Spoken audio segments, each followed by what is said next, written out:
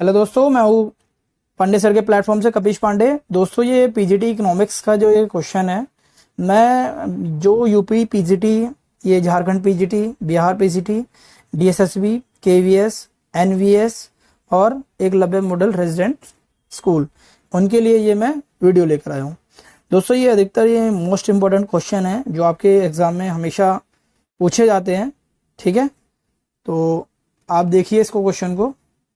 जैसे दे रखा है दोस्तों कि मुद्रा का मूल्य यानी जो दे रखा है, ये बता रखा है ये संबंध किससे है। तो इसमें कह रहा है सामान्य कीमत स्तर से विपरीत का संबंध है, या सामान्य कीमत स्तर से सीधा संबंध है, या सामान्य कीमत स्तर से स्वतंत्र संबंध है, या उपयुक्त में से कोई नहीं।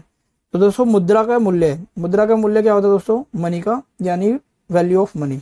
मनी क्या होता है? अगर हमारा मनी है यानी ये करेंसी है, करेंसी रुपीज और ये डॉलर हम चेंज करते हैं यानी देखते हैं हम, तो उसके इस कंडीशन में क्या होता है, रुपीस का जो रिलेटिव है, यानी कि रुपीस जो है हमारा यानी डॉलर की अपेक्षा में हमेशा कम रहता है।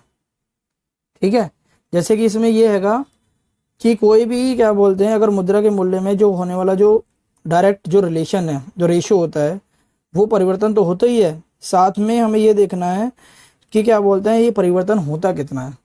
तो जो मुद्रा का जो परिवर्तन है वो सामान्य कीमत स्तर से विपरीत का संबंध होता है। क्या होता है ये? विपरीत का संबंध होता है। पहला ऑप्शन इसका होगा। समझ पाए? ठीक है, इसी प्रकार से इसका क्वेश्चन जो है ये सेकंड, ये हमारा जो दे रखा है, ये फिगर दे रखा है इसके अंदर। ठीक है, कह रहा है उपयुक्त चित्र में से रेखा बी सी डी जी, यानी कि बी सी डी जी, ये हमें बताना है ये क्या दर्शा रहा है। तो हमें विकुचित मांग चक्र को दर्शा रहा है ये, या सीमा आय वक्र को दर्शा रहा है, या कुल लागत वक्र को दर्शा रहा है, या सीमांत लागत वक्र को दर्शा रहा है, हमें ये बताना है इसके अंदर। तो ये दोस्तों सॉरी, ये सीमांत आय वक्र है। सीमांत आय वक्र मतलब क्या होता है? जो एम आर, इसे एम आर बोलते हैं। यानी विकुचित क्या होता है दोस्तों? जिसमें क्या बोलते हैं हम अपोजिट में, यानी कि कम से कम जो भाग होता है हमारा वो होता है। सीमांत मतलब जो मार्जिनल रेवेन्यू होता है हमारा, कुल लागत यानी टीसी होता है, और सीमांत लागत मतलब एमसी होता है। तो ये हमारा जो ये किसकी उसमें शेप में दर्शा रहा है? ये एमआर के शेप में दर्शा रहा है, यानी कि दूसरा ऑप्शन इसका होगा। ठीक है, सीमांत आय यानी कि मार्जिनल रेवेन्यू। ठीक है, इसी प्रकार से हमारा जो थर्ड क्वेश्चन है, इसका थर्ड क्वेश्चन में क्या है दोस्तों? सिंपल है, जो दे रखा है हमें, कह रहा निम्नलिखित चित्र में से प्रतिस्पर्धा फर्म यानी प्रतिस्पर्धी फर्म के जो टी बिंदु पर, यानी कि ये हमारा कोई टी बिंदु है चित्र के अकॉर्डिंग, ठीक है, लाभ सम्मिलित नहीं है। इसमें से कौन सा लाभ सम्मिलित नहीं है? यानी पहला क्या लाभ सम्मिलित नहीं है? टी बिंदु क्या है हमारा? अति सामान्य लाभ सम्मिलित है, या सामान्य लाभ सम्मिलित है, या हानि सम्मिलित है। इसके हमें अंदर देखना, ये प्राइस दे रखा है, ये क्वांटिटी दे रखी है हमें नीचे यहाँ पर।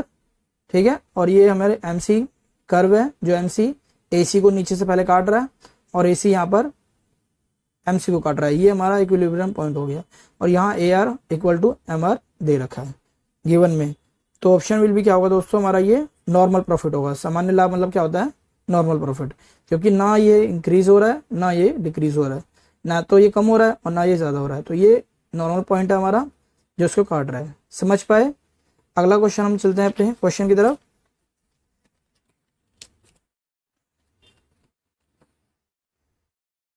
कह रहे सीमांत आय ऋणात्मक होगी यदि मांग, अब यानी कि जो एम आर है, इन्होंने बोला है जो एम आर है यानी सीमांत आय वो नेगेटिव होगी, यानी कि ठीक है। तो इसका मतलब ये क्या रखा है कि या तो अत्यधिक लोजदार होगी, या तो इकाई के बराबर होगी, या अत्यधिक बेलोजदार होगी।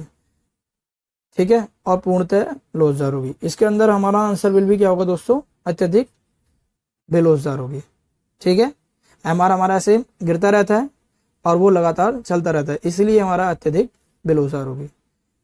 मांग की लोच क्या रहा? ई दे रखी है, सीमांत आय हमारा ए आर है, और सीमांत आय एम आर के बीच संबंध को निम्नलिखित सूत्रों से किससे हमें दिखाया जा सकता है? तो ये निम्नलिखित जो सूत्र है, हमारे जो फॉर्मूले हैं, इसके अकॉर्डिंग हमें देखना है कि हमारा फॉर्मूला कौन सा होगा। तो हमारा जो इलास्टिसिटी ऑफ जो ई है, ई को नाम की लो जो रखा है इन्होंने, इलास्टिसिटी ऑफ डिमांड, और ए आर अपॉन में ए आर माइनस में एम आर, ये दे रखा है एम आर अपॉन में ए आर माइनस में M R, A R minus में एम आर अपॉन में ए आर, ई बराबर दे रखा है ए आर अपॉन में एम आर। तो ऑप्शन विल भी इसका दोस्तों क्या होगा, फर्स्ट। इसका ये ए आर हमारा प्राइस के बराबर होता है और ये भी हमारा प्राइस के बराबर होता है, और ये एम आर। इसको हम एक और तरीके से लिख सकते हैं, यानी पी अपॉन में पी माइनस एम आर। ठीक है, ये इसका एक और दूसरा मतलब वो है फॉर्मूला, सेम यही है, बस ए आर हमारा जो प्राइस होता है।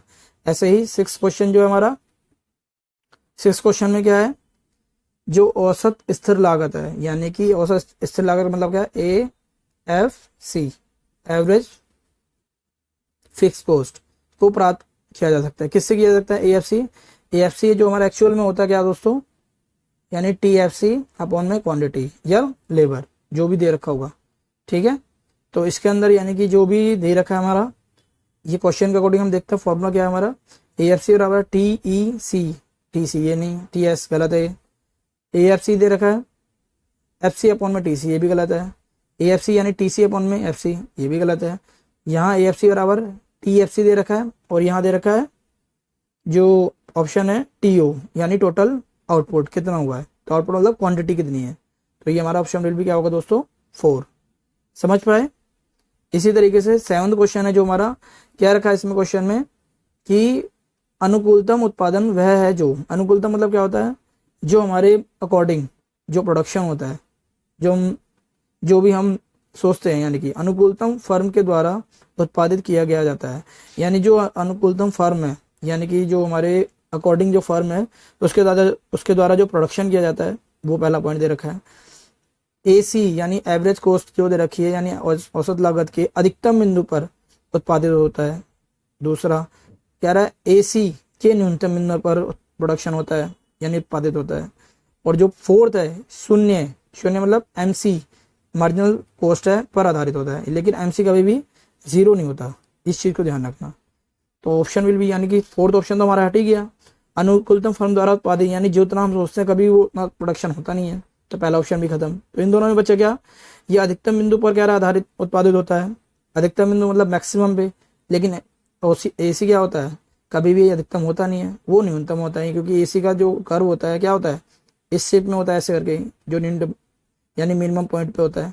तो ऑप्शन विल भी क्या होगा दोस्तों, 3rd। समझ पाए। अगला क्वेश्चन में कराने जा रहा हूं, ये बहुत ही इंपॉर्टेंट क्वेश्चन है दोस्तों, जो आपके एग्जाम से पॉइंट ऑफ व्यू से है, जो अधिकतर मैंने ये मतलब हैंड रिटन मतलब इसको बनाया है, क्योंकि बोर्ड पे मैं लिखता तो बहुत टाइम लगता है इसको करने में, इसलिए मैंने इसको कॉपी में लिख करके इसको क्वेश्चन को एक्सप्लेन कर रहा हूँ आप सबके लिए। क्या रखा है, औद्योगिक रुग्णता, रुग्णता मतलब क्या होता है कि जैसे कि किसी चीज की कमी होना, या मतलब एक तरीके से रोक लग जाना किसी चीज में। कह रहा है औद्योगिक जो रुग्णता की समस्या के समाधान के लिए सुझाव देने के लिए गोस्वामी समिति की नियुक्ति हुई। तो गोस्वामी समिति की जो नियुक्ति हुई थी 1993 में हुई थी। ठीक है, ये था कि औद्योगिक और निगम जो क्षेत्र में जो बाधाएं आती हैं उसको जो स्टडी करने के लिए जल्दी से जल्दी लेबर से और री इन्वेस्टमेंट यानी कि रिकंस्ट्रक्शन का एक तरीके से जो हमारे मतलब जो डिसबैलेंस हो रहा था, उस डिसबैलेंस को कंप्लीट करने के लिए ये समिति की गठन हुआ था। ठीक है, ये गोस्वामी समिति ने की थी, ये 1993 में हुई थी। समझ पाए। इसी तरीके से हमारा जो साधन क्षेत्र जो दे रखा जरा, साधन क्षेत्र कृषि कार्यक्रम यानी IAP। ठीक है,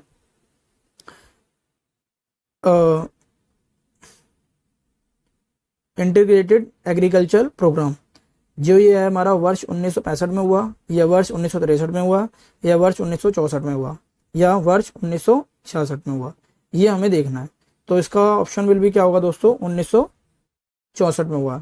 ये क्यों हुआ था दोस्तों, जितने भी जो सॉरी दोस्तों, साधन नहीं है, सघन है ये, सॉरी सघन यानी कंजस्टेड एरिया, यानी जो एरिया है, जो कृषि कार्यक्रम की जो शुरुआत हुई थी उसमें जो की गई थी, उसमें जो कंजस्टेड एरिया थे या जिला था या जो भी था, उनको कार्यक्रम को बढ़ावा देने के लिए ये किया गया था।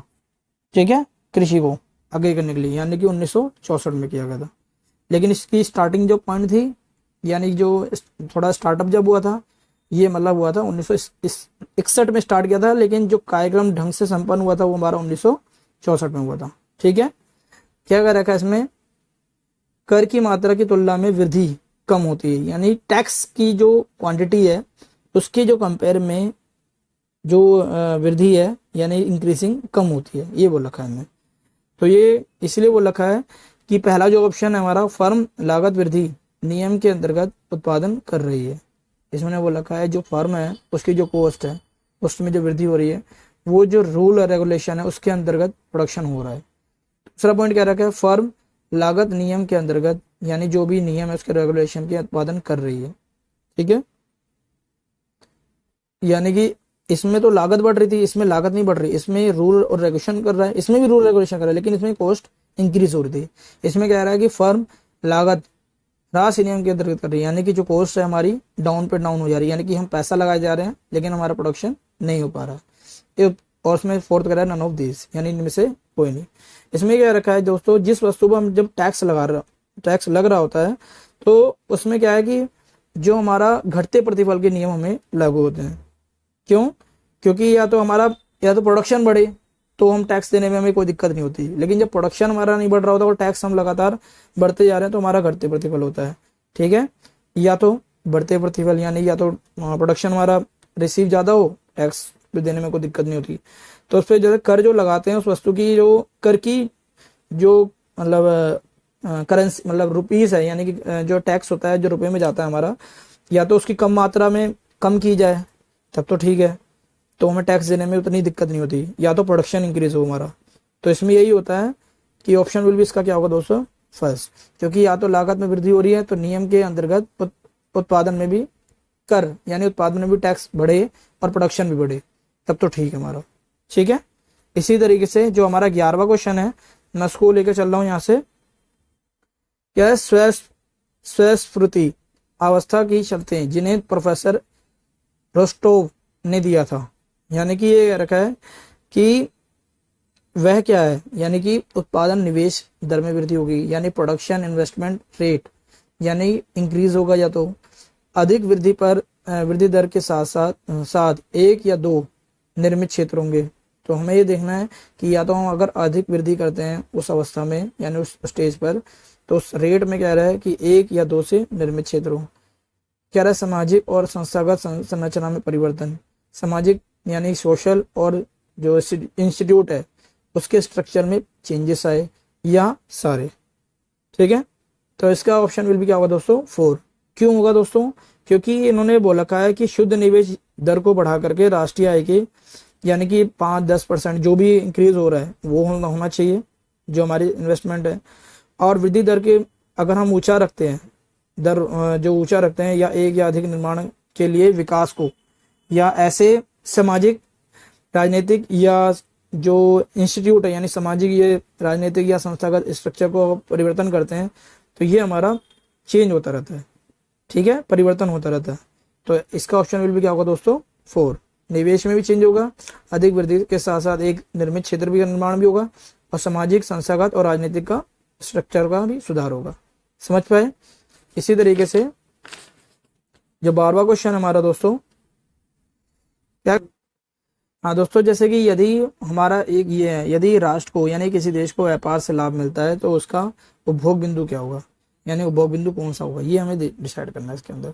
कह रहे उत्पादन संभावना सीमा पर होता है, यानी जो हम संभावना करते हैं क्या वो सीमा पर होता है, क्योंकि जो हम संभावना लेके चलते हैं वो कभी भी हमें पॉसिबल नहीं है कि उस चीज पे हमें मिल पाए।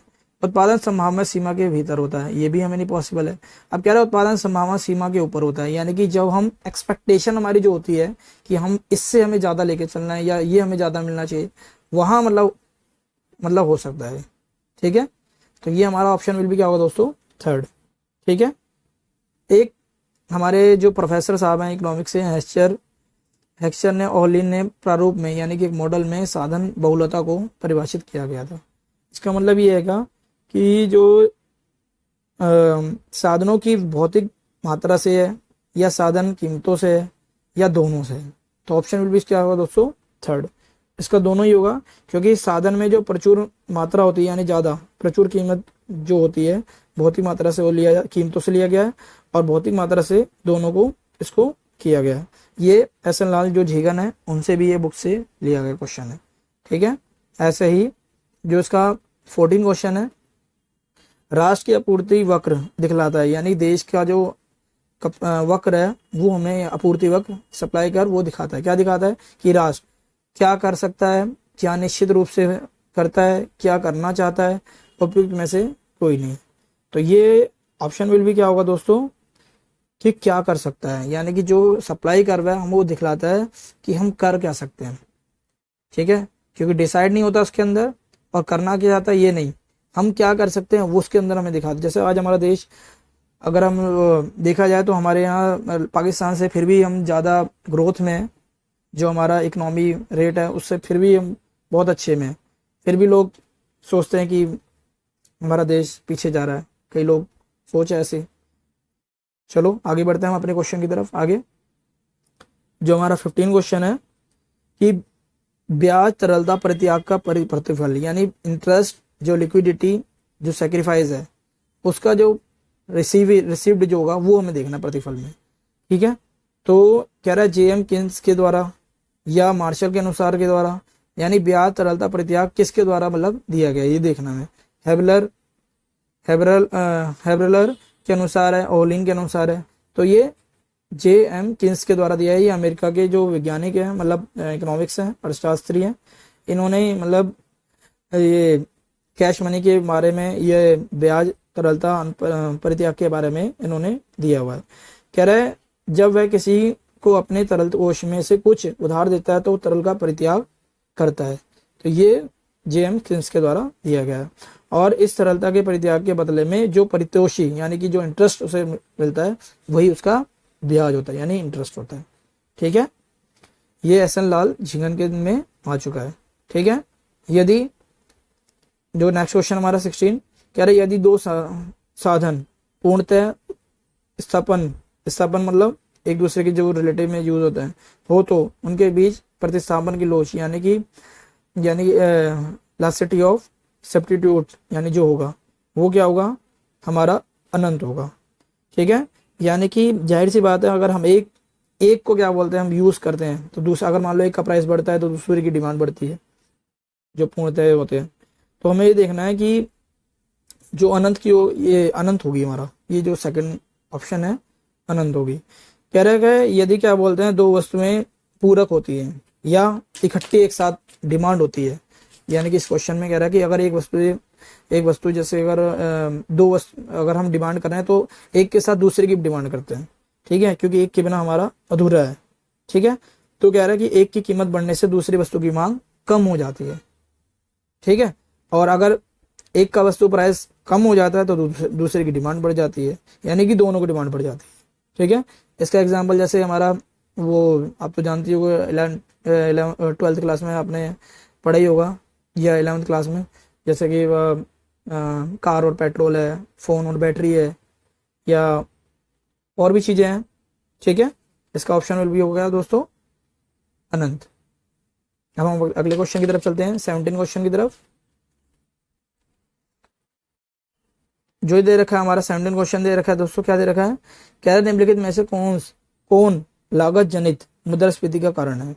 लागत जनित मुद्रास्फीति का कारण मतलब क्या है कि उपभोग जो क्या नाम है जो कॉस्ट है हमारी, जो मुद्रास्फीति का जो रीजन है क्या है, उपभोग व्यय में वृद्धि होती है, यानी कंजप्शन एक्सपेंडिचर में इंक्रीजिंग होता है। करारोपण में कमी यानी टैक्स में कमी करना जिस पे टैक्स लगाया हो, मांग में वृद्धि होना यानी इंक्रीजिंग डिमांड, या मजदूरी और वेतन में वृद्धि यानी वेजेस एंड सैलरी में इंक्रीजिंग होना। तो ये हमें देखना है कि इसका जो ऑप्शन होगा दोस्तों 4 होगा, क्योंकि मुद्रास्फीति जो जनित है वो रिलेटेड है हमारी मजदूरी और वेतन में वृद्धि से होती है।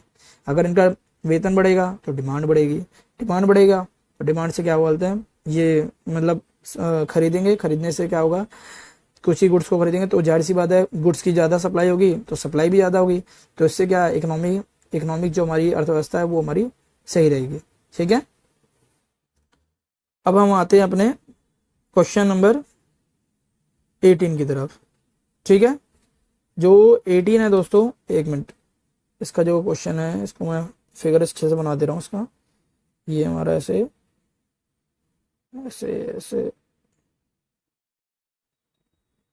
ये क्वेश्चन हमारा, ये टीपी थोड़ा सा गलत बन गया दोस्तों ये, ठीक है। और ये हमारा क्वेश्चन है सी, ये ओ और डी। इसमें हमें देखना है कि चित्र में से निम्नलिखित अनुपातों में से कौन सीमांत उत्पादकता दिखाता है, यानी कि एमजी यानी कि एमसी जो है सीमांत, यानी एमपी, एमपी यानी कि मार्जिनल प्रोडक्शन, ये हमें दिखाता है, ये हमें बताना है इसके अंदर, ठीक है। तो इसमें देखना है कि ये फर्स्ट ऑप्शन है जो A B upon B C होगा, यानी A B upon B C होगा, या B C upon A C होगा, या B D upon O D होगा, या ओ डी अपॉन में बी डी होगा। तो इसका ऑप्शन विल भी क्या होगा दोस्तों, फर्स्ट, क्योंकि जितना भी ए बी हमारा जो मैक्सिमम जा रहा है प्रोडक्शन, जो ये ए बी है हमारा, ये बी सी यानी बी सी के उसमें जा रहा है, जो हमारा एम पी हो रहा है, यानी मार्जिनल प्रोडक्ट, यानी कि जितना हमारा मार्जिनल प्रोडक्ट आए, ठीक है। इसका ऑप्शन विल भी क्या होगा दोस्तों, फर्स्ट। अब क्या रहा है, बचत गुणक यानी कि सेविंग मल्टीप्लायर जो है वो हमें क्या से परिभाषित करता है, ये हमें देखना है। तो इसका जो ऑप्शन होगा दोस्तों, ये तो हमें पता ही है कि के यानी मल्टीप्लायर हो रहा है भाई 1/r, यानी 1 जो भी है हमारा इंटरेस्ट, ठीक है। अगर हम इसको देखना चाहें तो के को मल्टीप्लाई आर से करेंगे तो ये 1 के बराबर आ जाएगा, ठीक है। ये भी हमारा हो सकता है फॉर्मूला। कह रहा है फिशर के परिणाम सिद्धांत की व्याख्या समीकरण, जो व्याख्या समीकरण है वो क्या है। ये तो जाहिर सी बात है कि एम बी बराबर एम पी पी टी होता है, ये तो हमें पता ही है, पहला ऑप्शन आएगा, ठीक है। क्योंकि ये एम बी है, यानी एम बी जो है मुद्रा की पूर्ति दे रखी है, उसके चलन यानी कि जो उसकी कुल मनी है, यानी टोटल जो मनी है मुद्रा सप्लाई को व्यक्त करता है एम बी, ठीक है। और जो पीटी है वो कह रहा है वस्तुओं और सेवाओं पर जो लिए गए जो टोटल एक्सपेंडिचर है उसको हम वो करते हैं, यानी कि मुद्रा पूर्ति की जो व्यक्त करता है, और ये टोटल मनी को मुद्रा सब खर्च में टोटल एक्सपेंडिचर को वो बताता है, मॉनेटरी एक्सपेंडिचर को, ठीक है। इन दोनों से होता है। अगला क्वेश्चन है दोस्तों हमारा 21 में क्या है दोस्तों कि एक अर्थशास्त्री है, यानी कोई अर्थशास्त्री है, उन्होंने निम्नलिखित मान्यताओं में से किसे उपभोक्ता के संदर्भ में से हमेशा मानते हैं, यानी अब कंज्यूमर को देखना है कि उसके रेफरेंस में किसको हमें मानना है। कह रहा है वे बाजार के विवेकपूर्ण निर्णय लेते हैं, वे अपने आय में से ज्यादा खर्च नहीं कर सकते, वे सभी दैनिक मजदूरी कमाने वाले हैं, उनकी रुचियां समान दिशा में कार्य करती हैं। तो ये हमें देखना है कि वे जो बाजार होते हैं, यानी वे बाजार जो विवेकपूर्ण निर्णय लेते हैं, यानी विवेकपूर्ण मतलब सोच समझ के अपने आप को डिसीजन लेते हैं, उसका हमारा वो हमें इकोनॉमिक्स की लैंग्वेज में उपभोक्ता को हमें बताया है। तो पहला ऑप्शन इसका फर्स्ट होगा, ठीक है। ऐसे ही बाजार कीमत क्या है, यानी मार्केट प्राइस क्या है, यानी अल्पकालीन संतुलन कीमत है या दीर्घकालीन संतुलन कीमत है, स्वतंत्र बाजार में औसत कीमत है या सभी बाजारों की औसत कीमत है। तो इसका ऑप्शन विल भी क्या होगा दोस्तों, ये शॉर्ट टर्म मतलब इक्विलिब्रियम प्राइस होता है जो बाजार कीमत को हमें दर्शाता है, ठीक है।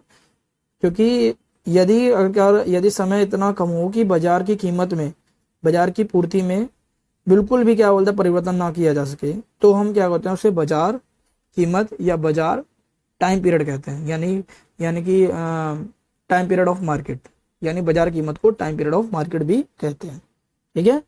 ध्यान रखना इस चीज को, क्योंकि हमारे पास टाइम कम है, इसीलिए हम क्या बोलते हैं उसको अपने उस लेवल में रखते हैं कि हमारा मतलब लॉस ना हो, हमें टाइम के अकॉर्डिंग उसको देखना पड़ता है, ठीक है। अगला क्वेश्चन है दोस्तों हमारा 23, कह रहा है निम्न में से ओटी की वस्तु के लिए आय उपभोग वक्र की ढाल हमेशा कहाँ होती है, यानी दाएं और ऊपर उठती हुई होती है, या पीछे की तरफ मुड़ती हुई है, या बाएं ओर से नीचे गिरती हुई है, या क्षैतिज होती है। तो ये हमें दे रखा है, ये पीछे की तरफ से मुड़ती हुई होती है। यानी आप जानते हैं कि आय का जो कंजप्शन कर्व होता है, जो आई इनकम कंजप्शन कर्व जो होता है, एक मिनट रुक जाओ, मैं आपको बता रहा हूँ कैसे होता है। जैसे ये कर्व है, ये हमारा ऐसे पीछे मुड़ा हुआ होता है, ICC, ये हमारा कर्व होता है, ये एकदम पीछे की तरफ मुड़ा होता है, इसीलिए इसका सेकंड क्वेश्चन होगा, यानी सेकंड ऑप्शन होगा। ठीक है। ऐसे ही जो हमारा 24 है, 24 कह रहा है एक अपवाद वाली मांग वक्र। अपवाद वाली जानते हो आप, अपवाद क्या होता है, यानी कि मांग का जो जिसमें लॉ ऑफ डिमांड लागू नहीं होता। ठीक है, अपवाद यानी एक्सेप्शन उसे कहते हैं। ठीक है। वह वक्र है जिसका ढाल कह रहा है दाई ओर उठती हुई होती है, या दाई ओर गिरती हुई होती है, बाई ओर उठती हुई होती है, और एक्स के क्षैतिज होती है। आपने ये देखा है कि डिमांड कर्व कैसे होता है, नॉर्मल ऐसे होता है, ये डिमांड कर्व होता है। इसका अपोजिट क्या होता है, ये वाला होता है, यानी अपवाद वाला। तो ऑप्शन बिल भी क्या होगा दोस्तों इसका, यानी राइट से उठती हुई होती है, ये राइट की तरफ अपवर्ड कर रही थी, ये तो लेफ्ट से राइट हो रही है, ये राइट से लेफ्ट की तरफ होती है, यानी अपोजिट। इसका ऑप्शन बिल भी क्या होगा दोस्तों, फर्स्ट। ठीक है। अब कह रहा है एक देश गरीब है, बिल्कुल है, ठीक है, क्योंकि वह गरीब है शब्द। अब यानी कि जो गरीब है उसका जो शब्द है वो क्या है, किसने दिया है, ये नक्सरे या हिक्स का है, या रोस्ट्रोव का है, या रिकार्डो का है। तो इसका ये नक्शे का है। ठीक है। नक्शे का क्यों क्या है, क्योंकि जितने भी अनडेवलप्ड कंट्री हैं, यानी अल्पविकसित जो देश हैं, जो गरीब हैं, उनका जो रहन सहन है, वो जो क्या नाम है, वो बिल्कुल एक कह सकते हैं कि बहुत पीछे है। ठीक है। और वो पूंजी की कमी जो है, पूंजी की यानी कि मार्केट में पैसे की कमी की वजह से वो मार्केट में जो सप्लाई उतनी नहीं हो पाती, इसलिए वो देश आगे इकोनॉमिक ग्रोथ उसका पीछे है। इसलिए नर्स ने इसका वो दिया था कि देश एक गरीब है। समझ पाए। मैं आगे क्वेश्चन आगे कंटिन्यू करूंगा, लेकिन ये अभी हमारा पहला पार्ट में बना रहा हूँ 25 तक, आगे मैं इसको कंटिन्यू करूंगा। ठीक है। थैंक यू दोस्तों, लाइक करके सब्सक्राइब करके ज़्यादा से ज़्यादा लोगों तक शेयर करें जो बच्चे तैयारी कर रहे हैं। Thank you.